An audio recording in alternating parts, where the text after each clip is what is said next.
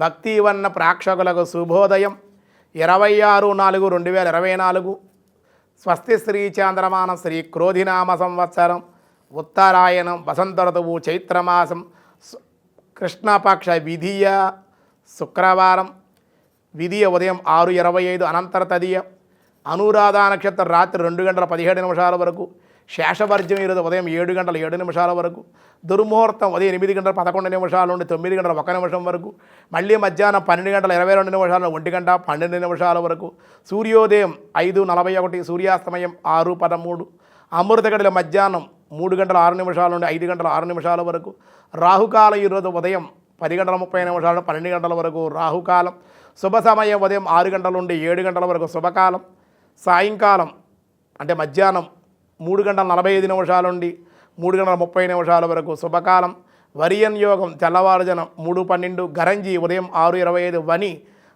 సాయంత్రం 6:33 అలాగే రేపే సంకష్టహర చతుర్థి విధియా శుక్రవారం కాబట్టి సాధారణమైన వ్యవహారం ఉదయం 6 గంటలకే వెళ్ళిపోతుంది 6 చిల్లర కాబట్టి సాధారణమైన వ్యవహారాలకు అనుకూలం దినారంభ చక్రాన్ని బట్టి మేష వృషభ మిథున కర్కాటక రాశి వారికి మిశ్రమంగా ఉంది సింహ కన్య తుల వృశ్చిక రాశి వారికి సామాన్యంగా ఉంది ధనస్సు మకర కుంభ మీనరాశుల వారికి అనుకూలంగా ఉంది అని చెబుతూ భగవద్గీతలో కృష్ణ పరమాత్మ ఏం చెబుతున్నారో ఈరోజు చూద్దాం.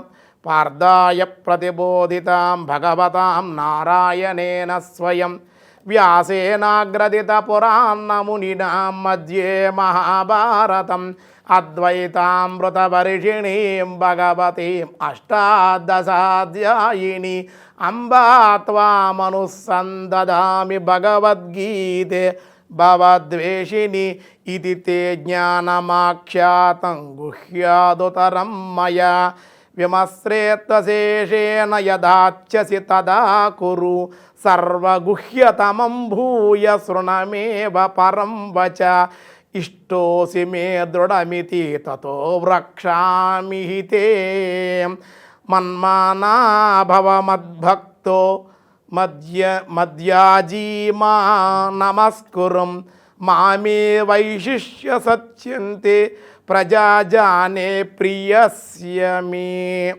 అర్జున, ఈ విధముగా ఆంతరికమైన రహస్యమైనటువంటి జ్ఞానాన్ని ఇంతవరకు ఎవరికి చెప్పలేదయ్యా, కాబట్టి నీకు చెప్పాను. ఈ జ్ఞానం అంతా కూడా నీకు అందించి తిని ఇప్పుడు నీవు నీ పరమగోప్యమైన జ్ఞానమును పూర్తిగా గ్రహించి నీకు ఇష్టమైన రీతిగా ఆచరింపు. అంతేకాదు సమస్త గోప్య విషయాల యందు కూడా పరమగోప్యమైనటువంటి నా వచనములు మరి ఒక్కసారి విని నీకు అర్థమైందా? అసలు విన్నావా? లేదా ఒకసారి మళ్ళీ విను కావాలంటే. కానీ నీకు అర్థం కావాలి, అర్థమైందా లేదా అని అడుగుతున్నాడు కృష్ణుడు అర్జునుడిని. నీవు నాకు అత్యంత ప్రియుడవు అగుట వలన నీకు మిక్కిలి హితమును గురించి ఈ వచనములన్నీ కూడా నీకు నేను వివరించాను.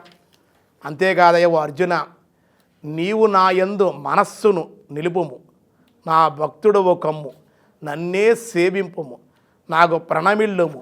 ఇట్లు చేయుట వలన నన్నే నువ్వు పొందగలుగుతావు.